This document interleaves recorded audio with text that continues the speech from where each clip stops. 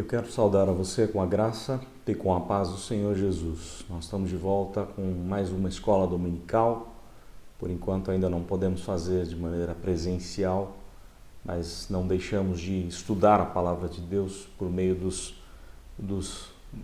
meios tecnológicos, né?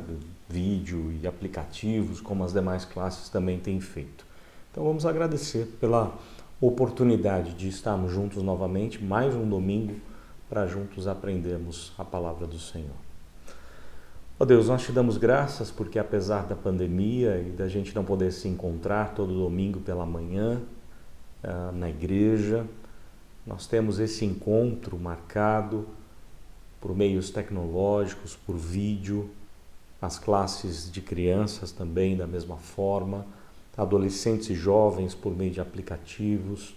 Nós te damos graças porque o Senhor tem providenciado a todos nós essa bênção, este recurso, e pedimos a Deus que a Tua palavra venha falar ao nosso coração, também que em breve o Senhor tenha misericórdia de nós e que em breve a gente possa voltar à igreja e assim juntos agradecermos ao Senhor por tudo que o Senhor tem feito e há de fazer. Fica conosco, ó Deus, nós pedimos Tua bênção, orando em nome de Jesus. Amém. Para a aula de hoje, eu escolhi falar de um momento importante na vida do Senhor Jesus e como a gente pode aprender com a maneira, com a qual ele lidou com a tentação, com a provação lá no tempo de deserto. Então, eu queria que você abrisse a palavra do Senhor aí em Mateus capítulo 4, Evangelho de Mateus, no capítulo 4, nós vamos ler dos versos de 1 a 11, Mateus 4, de 1 a 11. Então, fique aí acompanhando a leitura do texto, ok? Mateus 4, versículos de 1 a 11. A seguir, foi Jesus levado pelo Espírito ao deserto para ser tentado pelo diabo. E depois de jejuar 40 dias e 40 noites, teve fome. Então o tentador, aproximando-se, lhe disse: Se és filho de Deus, manda que essas pedras se transformem em pães. Jesus, porém, respondeu: Está escrito: Não só de pão viverá o homem, mas de toda a palavra que procede da boca de Deus. Então o diabo o levou à cidade santa, colocou-o sobre o pináculo do templo e lhe disse: Se és filho de Deus, atira-te abaixo, porque está escrito: Aos seus anjos dará ordem a teu respeito que te guardem, e eles te susterão nas suas mãos para não tropeçares em alguma pedra. Respondeu-lhe Jesus: Também está escrito: Não tentarás o Senhor teu Deus. Levou-o ainda o diabo a um monte muito alto, mostrou-lhe todos os reinos do mundo e a glória deles, e lhe disse: Tudo isto te darei se prostrado me adorares. Então Jesus lhe ordenou: Retira-te, Satanás, porque está escrito: Ao Senhor teu Deus adorarás e só a ele darás culto. Com isto o deixou o diabo, e eis que vieram anjos e os serviram. Ok? Esse é o texto famoso, conhecido como a tentação de Jesus, o encontro de Jesus com o tentador logo após o seu batismo. Ele é batizado e automaticamente o Espírito Santo o leva para o deserto, onde ali ele seria tentado por 40 dias, 40 noites. Antes da gente falar de algumas lições do texto, eu tenho algumas considerações importantes a fazer sobre o texto, tá? A primeira consideração é que foi o Espírito Santo quem levou Jesus a ser tentado. E talvez você pense assim, mas espera aí, a Bíblia diz, e Tiago deixa claro, Tiago 1, de 13 a 14, ele deixa muito claro de que Deus a ninguém tenta. Sim, é verdade. Não é que Deus tentou Jesus, o próprio Espírito Santo de Deus tentou Jesus, não é isso não. Mas eu não sei se você sabe, a palavra grega tentação, ela pode também ser traduzida por provação. É a mesma palavra no Novo Testamento, a mesma palavra para tentação e para provação. Como que ela é traduzida? Quando se refere a Deus, ela é traduzida por provação. Porque provação tem a intenção de nos aprovar, tem a intenção de algo bom na nossa vida. A pessoa que faz um vestibular, ela tende a ser aprovada, ela deseja ser aprovada no vestibular. Mesma coisa a criança que está na escola, ela precisa fazer provas para ver se ela tem condições de ser aprovada. A prova nunca tem a ideia de reprovação, mas sim de ajudar a pessoa a conseguir a aprovação. A tentação, ela tem um lado, negativo. A ideia é que tentação provém apenas do inimigo ou da nossa própria natureza pecaminosa. Nós somos tentados pela nossa própria cobiça, nos diz a Bíblia. Então, olha só, o inimigo nos tenta porque a tentação tem a intenção de nos destruir, de nos derrubar. Ou a nossa própria natureza inclinada para o mal também tende a fazer isso. Claro que Jesus não tinha essa natureza pecaminosa dentro dele. Ele veio por obra do Espírito Santo, ele não tem a semente de Adão, ele é totalmente livre do pecado, não há nele algo que inclinasse a pecar. Tá? Jesus era diferente da gente nesse sentido. Jesus é semelhante nesse ponto ao Adão sem pecado, ao primeiro Adão. Adão nasceu sem influência do pecado. Jesus também não tinha de forma alguma a influência do pecado. Então o que o texto diz que foi o Espírito Santo de Deus que levou Jesus. Olha só, a seguir, logo após o batismo, verso 1, Mateus 4, verso 1. A seguir foi Jesus levado pelo Espírito ao deserto. Para quê? Para ser tentado pelo diabo. Então olha só, Deus a ninguém tenta, ok? Deus, pelo contrário, dá condições para a gente vencer a tentação ou a aprovação. 1 Coríntios 10, 13 deixa isso bem claro. Junto com a aprovação ou tentação, Deus dá o suporte, aquilo que a gente precisa para superar tudo isso, ok? A tentação, como eu disse, tem algo negativo, a aprovação algo positivo. Jesus esteve então 40 dias sendo tentado. É interessante, um outro ponto importante aqui, é interessante como o número 40 na Bíblia tem um simbolismo curioso. Foram 40 dias de dilúvio, não é? Foram 40 anos de preparação de Moisés, a vida de Moisés é dividida em 40 anos, 40 anos com Faraó, 40 anos como pastor lá em Midian, 40 anos no deserto, tá?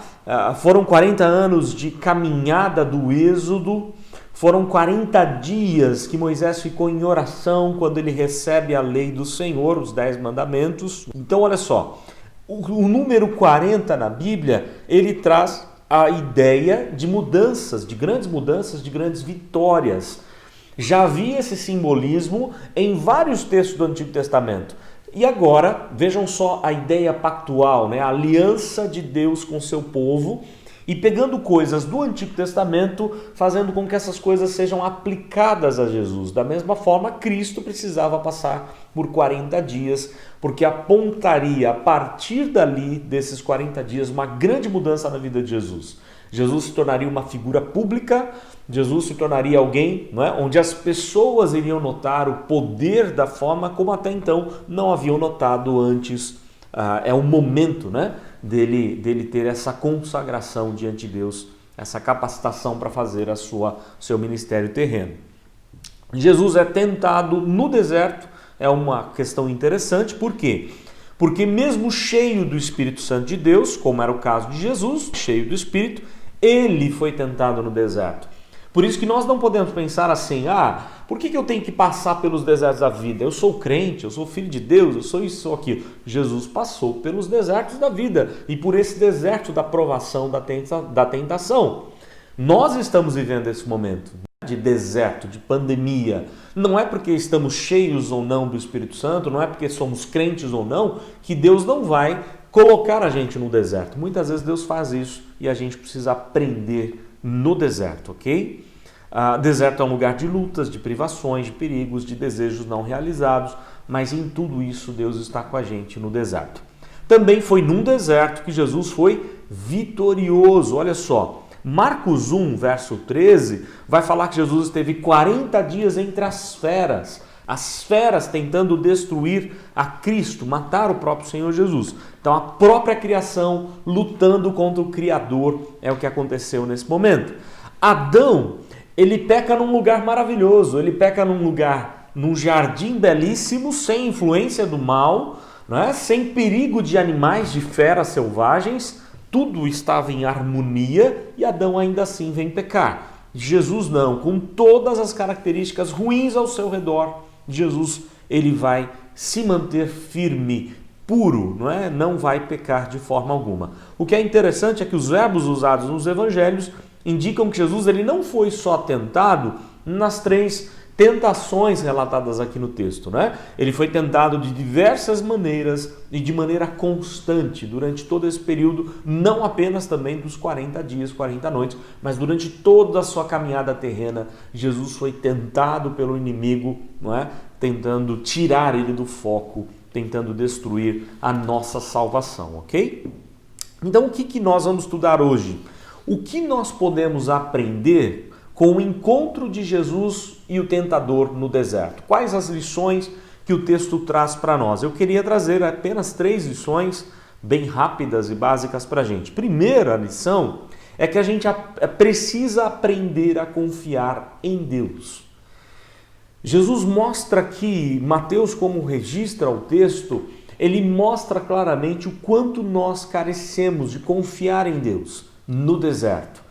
Nós estamos passando por um deserto, o deserto da pandemia, e aprendemos com Cristo que no meio do deserto, não importa quanto tempo esse deserto dure, tem durado mais de 40 dias, apesar de que o deserto de Cristo foi muito pior do que o que a gente está enfrentando hoje, mas no nosso deserto já tem durado mais de 40 dias, não importa quanto tempo dure, mas sim que nós podemos confiar em Deus no deserto. O inimigo, o diabo, ele tenta fazer o quê? Ele tenta Jesus duvidar das provisões de Deus, da providência de Deus. Olha só, verso de número 13 diz assim: então o tentador, aproximando-se, disse: se és filho de Deus, manda que essas pedras se transformem em pães. Jesus está 40 dias sem se alimentar. Então olha só, a provisão de Deus, ele tenta colocar no coração de Cristo para que ele duvide da provisão de Deus. Dá um jeito na sua situação, dá um jeitinho, né? Faz com que você consiga aí produzir pão dessas pedras. É bom lembrar que o pão que eles comiam naquele tempo lembrava muito o formato de pedras, e Jesus está num deserto cheio de pedras. Talvez a alucinação, a fome, o êxtase, o momento difícil que ele está vivendo ali, de luta inclusive espiritual, de guerra espiritual, poderia fazer Jesus até ter delírios de achar que aquela pedra seria pão. E o inimigo aproveita toda essa situação para fazer com que Jesus duvide e tente dar um jeito na situação, né? Jesus, ele diz a Jesus: manda que essas pedras se transformem em pães. Muitas vezes nós agimos assim, nós agimos de acordo com aquela voz que vem no nosso ouvido ou no nosso coração enganoso, de tentar dar um jeito na situação, de tentar confiar num outro recurso, de deixar ou duvidar da providência de Deus. Confiar na providência de Deus, nós não podemos deixar de confiar em Deus. Deus age e governa todas as coisas por meio da sua providência. E nós precisamos lembrar também que é na casa do Pai, que é na presença de Deus, que nós encontramos o verdadeiro alimento. Se o Senhor é meu pastor, nada vai me faltar. Ou conforme a história do filho pródigo, o alimento que o mundo oferece é um alimento que parece gostoso, prazeroso, mas que traz morte. Traz problemas, traz morte, é lixo, não é alimento, não é banquete espiritual. Isso você só vai encontrar na presença de Deus. Então não dê ouvidos à voz do seu coração ou à voz do inimigo. Também o inimigo, ele tenta Jesus desconfiar de Deus ou confiar com irresponsabilidade. Porque olha só o que ele vai falar agora no verso 6, a segunda tentação, não é? Se és filho de Deus, atira-te abaixo, porque está escrito: aos seus anjos ordenará a teu respeito que te guardem. Eles se susterão nas suas mãos para não tropeçares em alguma pedra. Ou seja, se você é mesmo filho de Deus, joga-te daqui, atira-te daqui, e os anjos vão dar um jeito de te proteger.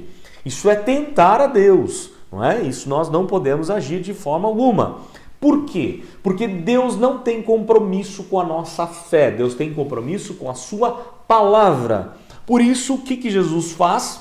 Em cada uma das vezes que o inimigo cita a Bíblia para tentar Jesus, A primeira tentação lá de Deuteronômio, a segunda de Salmos, o inimigo usando a própria Bíblia para tentar Jesus. O que Jesus faz? Jesus responde com a própria Bíblia, com a própria palavra. Jesus diz, mas também está escrito, não tentarás o Senhor teu Deus. Então vejam só, nós precisamos estar firmes, andar de acordo com a palavra de Deus. A palavra de Deus tem que ser a nossa única regra de fé e de prática. Não o enganoso coração do homem. Jesus não tinha esse enganoso coração, mas nós temos.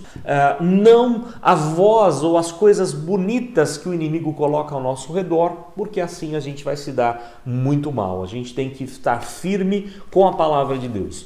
Nessa questão de tentar a Deus, talvez você pense assim, eu sou filho de Deus e eu vou sair por aí, fazer o que eu quero, não vou usar máscara, não vou usar álcool em gel, vou passear à vontade, vou fazer o que eu quiser, vou onde eu quiser. Isso de repente não é tão importante, essa pandemia não é tudo isso que estão dizendo.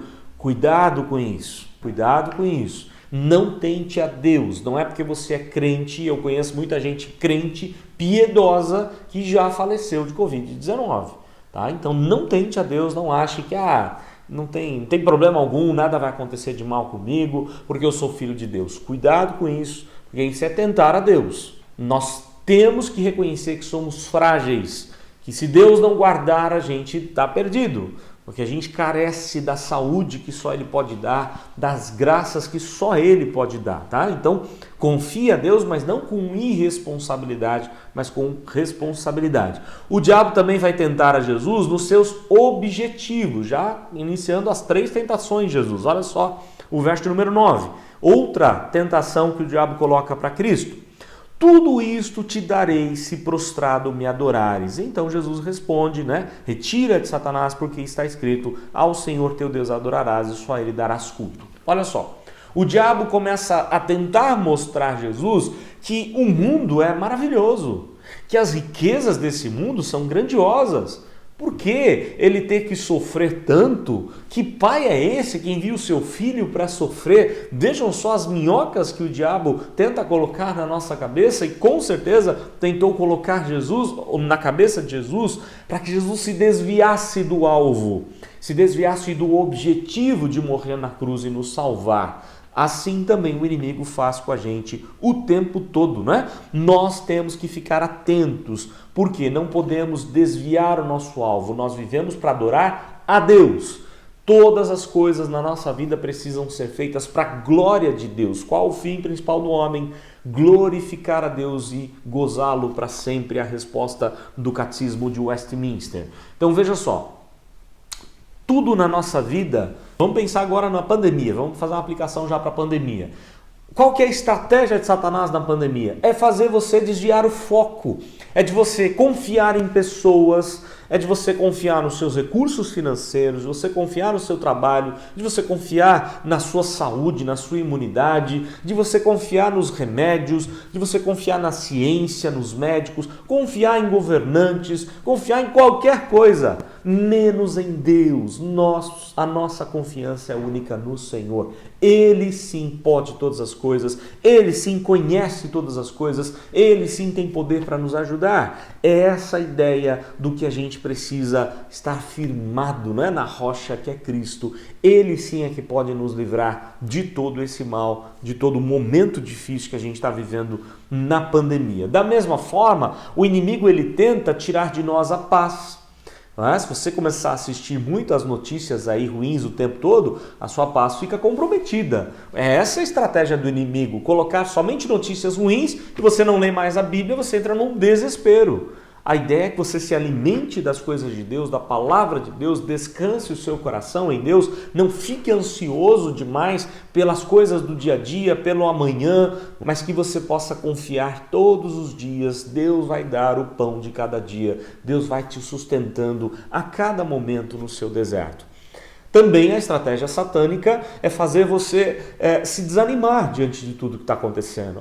Quando que a gente vai voltar para a igreja? Será que a gente vai voltar? Será que eu vou passar por essa pandemia? Será que ela vai me pegar? Vai pegar os meus queridos? Você começa a entrar numa paranoia, numa loucura, quando você precisa manter o foco. olhar para Jesus. Eu sempre já falei isso com a igreja, sempre me recordo disso no momento de pandemia. Daquele momento de Pedro ao descer do barco, enquanto Pedro olhava, está numa baita de uma tempestade, Pedro andando sobre as águas ao encontro de Jesus, por ordem de Jesus, não é que Pedro tinha poder, mas Jesus mandou que Pedro viesse. Pedro consegue descer do barco, anda sobre as águas. Enquanto ele olha para Jesus, vai tudo bem. É só ele olhar para a força do vento, perceber aquilo que está acontecendo ao seu redor, tirar os olhos de Cristo, ele começa a afundar. Então, não tire os olhos de Jesus, não se desespere nessa pandemia, olhe para Cristo, confie nele, ele vai fazer aquilo que ele desejar para a sua vida e a vontade dele é boa, agradável e perfeita. Isso não significa que você não vai passar por problemas. Nós tivemos irmãos que perderam seus entes queridos pela Covid-19. Não é que a doença não vai atingir sua casa, não é essa a ideia. Mas mesmo que tudo isso aconteça, a nossa vida está guardada pelo Senhor, Ele tem propósitos e mesmo que Ele tenha que nos levar, nós estamos seguros nas mãos de Deus. A gente tem que entender isso.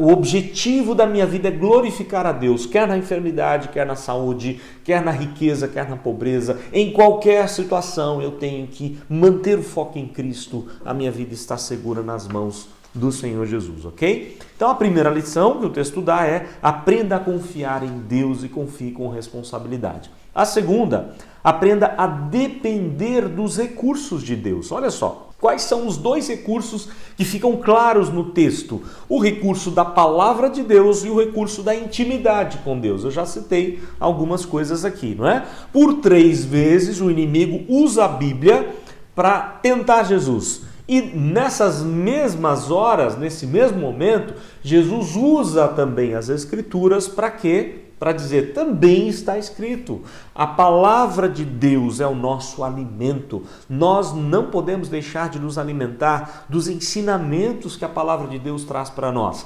Esse tempo de pandemia, como está o seu coração? Alimente-se da palavra, busque ainda mais conhecer a palavra. Talvez agora você tenha até mais tempo para ler as Escrituras, não é? Após ser tentado, Jesus vai ensinar a importância de estar firmado na palavra. Logo depois da tentação, tem o famoso Sermão do Monte, e Jesus termina os preciosos ensinamentos ali, dizendo que todos aqueles que ouvem as minhas palavras e colocam em prática, ele será comparado àquele que firmou a casa na rocha. Esse é o momento de você firmar a sua vida na rocha. Se quem sabe você ainda não se firmou com Deus, quem sabe você está titubeando, andando em cima do muro, tem hora que você anda na vontade de Deus, tem hora que não. Esse é o tempo de você pensar, refletir sobre a sua vida. É hora de eu firmar a minha casa, firmar o meu coração, firmar a minha mente, firmar a minha família, firmar a minha vida na rocha que é Cristo. E eu vou fazer isso na palavra de Deus. Quanto mais eu viver a palavra, me alimentar da palavra, obedecer essa palavra, mais firme em Cristo eu vou estar. A palavra de Deus é muito mais alimento do que qualquer banquete de rei, de rainha, de príncipe, de princesa. A palavra de Deus tem tudo o que a gente precisa, é suficiente para todos nós, não é? Aliás, porque a palavra de Deus, simbolicamente, ela é o próprio Cristo, o Logos que se encarnou, é a própria palavra de Deus. Então, a palavra de Deus, conforme Jesus diz, nem só de pão viverá o homem, mas sim de toda a palavra que procede da boca de Deus, uma citação de Deuteronômio, não é? Então, Jesus é o pão da vida. Jesus é aquele pão que desceu do céu. Eu preciso do maná que desceu do céu, que é Cristo. Eu preciso do pão da vida. O outro pão eu posso deixar para depois. Agora é tempo de se alimentar da palavra de Deus. A palavra de Deus é um dos recursos que Deus deixou para nós no momento de deserto. Um segundo recurso que encontramos no texto é a intimidade com Deus. Olha só. A palavra de Deus, você se alimentar da palavra, e a intimidade, a vida de oração, de dependência de Deus, de falar abertamente, escancarar o seu coração diante de Deus, buscar ao Senhor com todo o seu coração. Jesus esteve então 40 dias em jejum e oração. E há uma tremenda confusão na cabeça das pessoas. Eu não entendo que Jesus fez o jejum que a maioria costuma fazer hoje. Jejum de sacrifício, jejum de ficar simplesmente sem comer. A intenção não era ficar sem comer simplesmente, como se só o fato de eu maltratar o meu corpo, de eu ficar sem comer, eu vou agradar a Deus. Essa é uma filosofia platônica e que foi assumida depois pela igreja quando se desviou da verdade. Não é? O corpo é ruim, o espírito que é bom, então eu maltrato o meu corpo ficando sem comer e assim eu vou ficar bem. Não é isso, preste atenção, você que tem problemas de saúde, você que tem mais idade, você que tem problemas de diabetes, por exemplo, precisa comer de tempos em tempos, não é?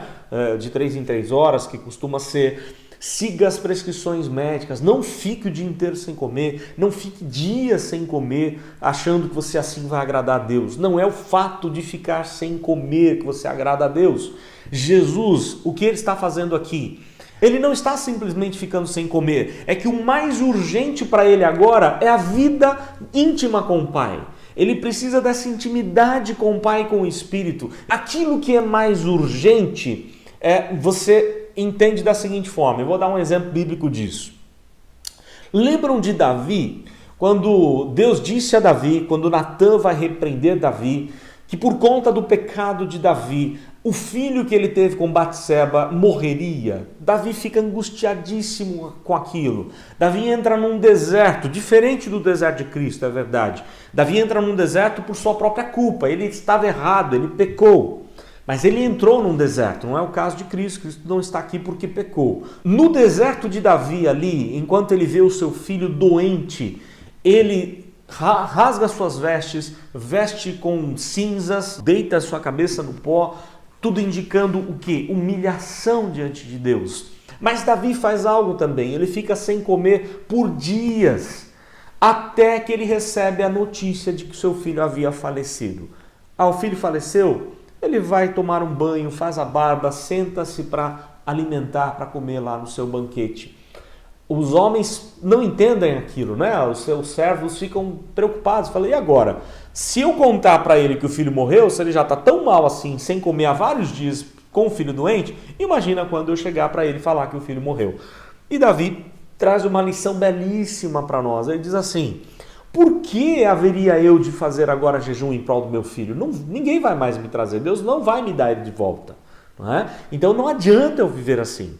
Enquanto há vida, há esperança. Enquanto eu posso, eu vou clamar, eu vou buscar essa ideia de jejum. Jesus está ali se fortalecendo, porque aquilo que vem para ele enfrentar e para os discípulos enfrentarem e para a igreja toda enfrentar, não é fácil. E ele está ali na intimidade com Deus buscando aquilo que era mais urgente. Mais urgente era a vida íntima com o Pai do que o alimento. Da mesma forma, nós precisamos aprender isso, que é muito mais importante nós buscarmos o alimento que vem do trono de Deus do que buscar o alimento físico para a nossa vida. Então, quais são os recursos de Deus no deserto, e a gente pode entender até mesmo nesse deserto de pandemia? A palavra de Deus é um baita de um recurso, é o principal recurso, mas há um outro recurso importante, que é a intimidade com Deus, a vida de oração, aprender a descansar e confiar em Deus, aprender de que Deus está contigo na provação, de que Deus vai com você nas suas batalhas, de que Deus não vai te abandonar no vale da sombra da morte, mas Ele vai contigo em tudo, em qualquer momento, tá? E lugar, ok? Então, olha só, aprender a confiar em Deus, aprender a depender dos recursos de Deus. E a terceira lição, aprender a encontrar em Jesus um representante fiel e suficiente. Olha só, será que eu vou conseguir? Será que eu não vou falhar? Nós somos humanos, nós somos falhos, somos limitados, pecadores, mas eu tenho um representante que não falhou, eu tenho um representante que venceu a tentação, eu tenho um representante que tinha tudo para perder, mas que foi vitorioso em todas as coisas e que hoje me representa diante de Deus Pai. Não é? Olha só que coisa bela. Então olha só, Jesus não falhou, Jesus é o nosso sumo sacerdote com excelência. Hebreus 4,15 diz que nós podemos confiar. Ele sabe o que é padecer, Ele sabe sentir as nossas dores, Ele experimentou a nossa dor. Então eu queria dizer assim para você, Jesus experimentou toda a tristeza que você sente, que eu sinto, Jesus experimentou. Todo tipo de angústia, de tristeza, de luto, perdendo pessoas queridas, pessoas que ele amava, chegou até a chorar no funeral. Jesus experimentou a nossa dor, aquilo que nós passamos. Então eu posso confiar que Ele me entende, que Ele sabe o que é melhor para a minha vida, porque Ele passou por tudo isso. Ele sentiu o nosso cheiro, Ele passou fome, Ele chorou e tudo mais. O Pai sabe o que é perder um filho a quem ama, o filho amado. Então mesmo você que tem perdido pessoas, parentes seus, queridos seus, pense nisso. Deus Pai também experimentou. Para quê? Para nos dar vida. Ele abriu mão do próprio Filho para nos dar a vida e vida eterna, vida e abundância. E é isso que você precisa confiar. Então eu tenho no Pai alguém que me entende, alguém que fez tudo por mim, abriu mão daquilo que é melhor do próprio Filho para me dar vida. Eu tenho no Filho um sumo sacerdote em quem posso confiar, porque ele sabe o que é padecer. Depois do período de tentação, Jesus, passando por várias provações, Jesus não só vence a tentação, mas ele vai vencer o tentador. E isso fica muito claro, na própria cruz. Ele esmaga a cabeça da serpente quando morre na cruz e quando ressuscita. Jesus vence o tentador, Jesus vence a morte que foi trazida pelo tentador. Lá em Gênesis 3, a morte entra quando o tentador vai tentar Eva e Eva cai no pecado e Adão também. Mas Jesus vence o tentador, vence a morte que foi deixada por herança do tentador. Agora, Jesus, juntamente com a igreja, começa um tempo diferente. Começa o tempo onde o inimigo vai recuando, as portas do inferno vão recuando, ninguém impede o avanço da igreja e por onde passa Jesus expulsa os demônios, Jesus liberta os cativos, Jesus cura enfermidades, Jesus ressuscita mortos, Jesus acalma a tempestade. O ministério de Cristo, ele é feito por obras, para envergonhar as obras de Satanás, para mostrar que as obras de Cristo são muito maiores do que as obras que Satanás veio fazer, que a obra da morte e tantas outras complicações que Satanás trouxe, as obras de Cristo são muito maiores. Então eu tenho nele um representante suficiente e que me entende. A questão é, eu vou falhar? Nós vamos falhar? Alguém já disse que nós somos como um campo de pólvora. Como é que é isso? A gente precisa tomar muito cuidado com os dardos inflamados do maligno. As nossas crianças estão estudando Efésios 6, decorando os versículos lá de Efésios 6, a armadura cristã, a armadura do crente. E no capítulo 6 de Efésios, verso 16, vai falar que nós devemos apagar os dardos inflamados do maligno.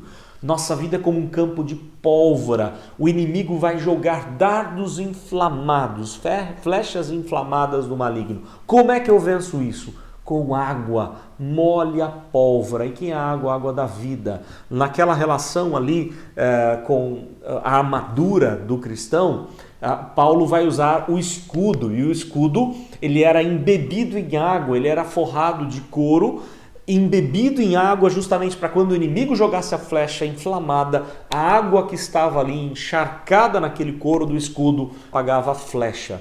Então, da mesma forma, nós temos que entender que nós somos um campo minado, um campo cheio de pólvora, e eu tenho que molhar essa pólvora com a água da vida, que é o próprio Senhor Jesus, ok? Caso contrário, somos foco fácil do inimigo, alvo fácil do inimigo. Lutero, ele vai fazer uma declaração muito interessante. Ele diz assim: você não pode impedir que uma pomba pouse na sua cabeça, você pode impedir que ela faça ninho. O que você tem alimentado na sua cabeça? As tentações vão chegar. Ser tentado não é pecado. Jesus foi tentado em todas as coisas. Você alimentar o pecado, aí sim, alimentar a tentação, aí sim é pecado. Então, quando a tentação vem, a minha mente precisa estar focada em Deus, na palavra de Deus. Aquilo que Paulo diz lá em Filipenses 4:8, tudo que é puro, tudo que é justo, tudo que é santo, se alguma virtude há, se alguma boa fama existe, seja isso que ocupe o pensamento. Nós precisamos estar atentos a isso, ok? Mesmo se falhar, falharmos, e vamos falhar em alguns momentos da vida, infelizmente, nós precisamos confiar que Cristo é o advogado que nos representa diante do Pai, que nos protege ali diante do Pai. 1 João 2,1 diz isso. E nós precisamos entender, saber que Deus é fiel e justo para perdoar e purificar de toda a injustiça. Olha só, se confessarmos os nossos pecados, Deus é fiel e justo para perdoar e purificar de toda injustiça. Perdoar, dar o perdão quando você se arrepende e confessa a Cristo, entendendo que Ele pagou o preço do seu pecado, e purificar traz a ideia de, aos poucos, as consequências são diminuídas quando eu confio, quando eu confesso, quando eu me arrependo dos meus pecados. Então olha só, nós temos um Salvador suficiente, nós temos um representante suficiente, nós não seremos condenados, nós podemos até perder a vida se for preciso pela Covid-19, mas não perdemos a salvação, não perdemos a segurança de ter a vida nas mãos de Cristo. Nossa vida está em Cristo, e é isso que a gente precisa compreender, é isso que a gente precisa se alegrar, que tudo que acontece na nossa vida não cai um galho de uma árvore que não seja da providência de Deus, não cai um pássaro sequer que não seja a vontade de Deus. Então, se a minha vida está governada pela providência de Deus, eu tenho que confiar que Deus há de fazer o melhor para a minha vida. Então, olha só o que a gente aprendeu hoje com a tentação de Jesus. Nós precisamos aprender a confiar em Deus com responsabilidade. Precisamos aprender a depender dos recursos de Deus, palavra e oração, vida íntima com Deus. Precisamos aprender a encontrar em Jesus o nosso suficiente e fiel representante. Ele sim nos representa. Eu preciso encher a minha vida com Cristo, com as virtudes de Cristo, com a graça que só é encontrada em Cristo. Deus abençoe sua vida, sua semana, que Deus te dê forças para vencer tudo isso. Não se desanime, né? Não fique desesperado, não fique angustiado. É isso que o inimigo quer. É essa a tentação que o inimigo está colocando na sua vida. Mas, pelo contrário, reaja, confie no Senhor. Cristo venceu o tentador. Cristo se fortaleceu, venceu o tentador, para que nós aprendêssemos com Ele como fazer diante do deserto. Precisamos nos fortalecer em Deus, precisamos confiar em Deus, precisamos buscar aquele que é o nosso vencedor. Em Cristo somos mais que vencedores. Deus abençoe muito a sua vida. Eu queria orar novamente com você. Ó Deus, essa pandemia, esse deserto da pandemia já tem durado muito tempo, vários meses, não só dias. O Senhor sabe disso. E o coração de muitas pessoas, de algumas pessoas, com certeza está abalado, angustiado, preocupado, deprimido, quem sabe. Mas, ó Deus, visita cada um. Dá a eles a certeza de que o Senhor se importa, de que Cristo sabe o que é padecer, sabe o que é sofrer dores, dificuldades. Ele sentiu o mesmo que nós sentimos. Ó Deus, fortalece o coração de cada crente, de cada um que tem a Jesus. E quem sabe nesse tempo de pandemia seja um momento de grandes conversões, de gente voltando para o Senhor, de confiando no Senhor, de entregando a vida ao Senhor. Visita-nos, ó Deus, ampara-nos, cuida da gente, fortalece-nos e faz, ó Deus, a gente compreender que nós carecemos do nosso representante e temos um representante que venceu a morte, que ressuscitou, que está sentado à direita do Senhor, que intercede por nós, que nos guarda, porque todo o poder e autoridade foi dado a Ele e que deu a nós o Espírito Santo, aquele que nos consola, que fortalece, que reanima o nosso coração diante das lutas da vida. Por isso, toma conta da tua igreja nessa hora de pandemia. E, ó Deus, tem misericórdia de nós. Tu sabes que nosso maior desejo é poder voltar à igreja, para juntos estudarmos a palavra do Senhor, para juntos, ó Deus, podemos aqui aprendermos a te adorar cada vez mais em espírito e em verdade. Por isso, para a tua glória, não para a nossa glória, mas para a tua honra e glória, fala ao nosso coração, capacita-nos, prepara-nos para a volta e que em breve nós possamos nos alegrar juntos no culto, na escola dominical, nos trabalhos diversos da igreja, aqui na igreja, ó Deus, que nós sejamos alimentados pelo Senhor a cada dia. Fica conosco, continua a nos livrar do mal, a abençoar nossos queridos, familiares, a cuidar dos enfermos, a visitar nossa nação, os governantes. Derrama a tua bênção, Deus, sobre o nosso país, para que nós possamos passar logo por essa pandemia e aprender a confiar no Senhor, apenas no Senhor, nesse momento de deserto. Fica conosco, pedimos orando em nome do Senhor Jesus. Amém.